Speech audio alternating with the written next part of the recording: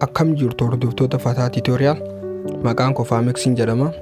Qormaanni intaraansii goof ji'a 2 qofa hafe jettanii dhiphachaa jirtu. Qoy abdii muratina dhaabuu. Akkaataa itti dubbistuu fi yeroo kee itti fayyadamtu yoo beekte ji'a 2 qabxii olaanaa fiduuf gahaadha. Har'a viidiyoo kanaan tooftaalee icciitii 10 kanneen barattoonni qaxaleen itti fayyadaman isiniif qopheesseera. Keessattuu qabxiin 4ffaan jireenya keessan jijjiiruu danda'a. Subscribe gochuun maatii keenya ta'a. Mee gara qabxiiwwan keenyaatti kallattumaan haa darbinu. Qabxiileen kunneen qabxiin tokkoffaa karoora yookaan ammoo karoora sarvaayivaalii baafadhu. Kana jechuun amma yeroon hafe gabaabaadha. Ji'a 2tu hafe guyyaa keessan keessatti sa'aatii 8 hamma 10 dubbisaaf ramaduu qabdu. Barumsa sitti ulfaatu. Innaa dubbistan barumsa sitti ulfaatu ganama gizee raftanii hirriibaa kaatan ganama sammuu qulqulluutti dubbisaadha. Kanaafuu baay'ee isa karoora sarvaayivaal ta'e isin gargaaruu danda'a jechuudha karoorri kun. Inni lammaffaadha paayirooritii yookaan immoo dursa barnoota kanituuf adda baasi. Tooppikii islaamoo dubbisuu qabdu yookaan koorsiilee dubbisuu qabdu adda baastee kan dursa kan nuufii qabdu kan sitti ulfaatu adda baafachuu qabda jechuudha. Qabxiin kun kitaaba hunda jala murtee dubbisuuf yeroo hin qabdu mata dureewwan qormaataa irratti deddeebi'anii dhufan yookaan highway topics kan jennu adda baasii isaan sanirra deddeebii dubbisi jechuudha. Qabxiin sadaffaan qormaata waggoota darbanii yookaan past paperii irra deebii hojjedhu. Malli kun hundumarra caala qormaata waggoota 5 yookaan waggoota 10 darban hojjedhu. Kun akkaataan gaafiin itti deddeebi'uu fi akkaataa qormaanni gaafii toopikii dubbistu yookaan mata dureelee garaagaraa dubbistarra akkamitti akka ba'u hubachuu dandeessaa jechuudha. Qabxiin afuraffaadha tooftaa Primodooroo fayyadamii daqiiqaa 50 dubbisii. Tooftaan Primodooroo kun daqiiqaa 50 dubbisii daqiiqaa 10 boqodhu. Kun sammuu kee odeeffannoo akka seef godhuu gargaara.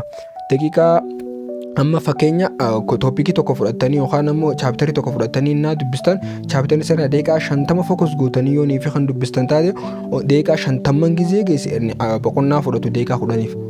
Ammaas daqiiqaa 10 bishaan dhuguudha yookaan ammoo qoloo nyaachuu waan garaagaraatiin dabarsan booda ammaas deebitanii daqiiqaa 50f dubbistu jechuudha. Akkasuma amma daqiiqaa 50 eega dubbistan booda irraa kaatanii ammaas daqiiqaa 10 boqottu jechuudha. Isteeppii kanaan yoo kaniifi kan dubbistan taate sammuun keessan odeeffannoo yookaan waan dubbistan san seef godhuuf isin gargaara jechuudha. Qabxiin 5ffaa active recall yookaan ammoo wantoota dubbisne san irra deebinee yaadachuuf mokoruu jechuudha. Dubbistanii bira darbuu qofa osoo hin taane mata duree tokko erga dubbistee booda kitaaba cuftanii maalaan hubadhe yookaan ammoo waan hin dubbisan irraa maaliin understand godhe jennee of gaafachuu qabna jechuudha. Qabxiin 6ffaadha hirriibaa fi nyaata sirrii madaalamaa ta'e argachuu jechuudha. Guyyaatti sa'aatii 6 hamma 7 rafuun dirqama jechuudha. Hirriiba rafuun dirqama sa'aatii 6 hamma 7 jechuudha. Sammuun hin boqonne yookaan ammoo sammuun nyaata gaarii yookaan ammoo boqonnaa gaarii hin arganne waan dubbiste yaadachuu irratti itti ulfaachuu danda'a jechuudha. Kanaaf boqonnaan sammuun hin boqonne waan dubbiste hin yaadattu jechuudha. Qabxiin 7ffaa miidiyaa hawaasaa cufi. Ji'a 2 kanaaf TikTok, Facebook fi Telegram irraa fagaadhu. Bilbilli kee saayilentii ta'ee kutaa biraatti itti cufuu qabda jechuudha. Qabxiin 8ffaan gareen dubbisuu yookaan study group. Hiriyoota jajjaboo 2 yookaan 3 waliin taa'uun mata duree walitti dhuftanii mata duree garaagaraa waliin laattanii wal barsiisuu jechuudha.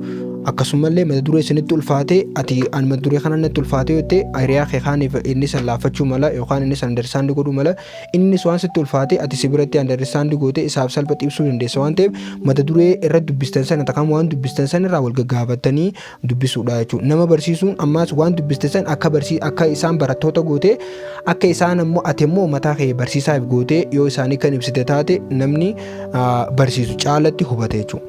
Qabxiin 9ffaa mock test yookaan immoo of qoruu jechuudha. Sa'aatii qormaata osoo qormaanni dhugaa yookaan intaraansiirra osoo hin teenye duratti akka qormaata dhugaatii yookaan qormaata irra jiruutti ofitti fudhattee sa'aatiin of qoruu jechuudha mataa keetiin. Kana maal fakkeenyaaf sa'aatii 2 keessatti gaafilee 100 akkamitti akka hojjechuu dandeessuu fi akkamitti akka understand godhuu dandeessu of qoruudhaan ispiidii kee madaaluu dandeessaa jechuudha.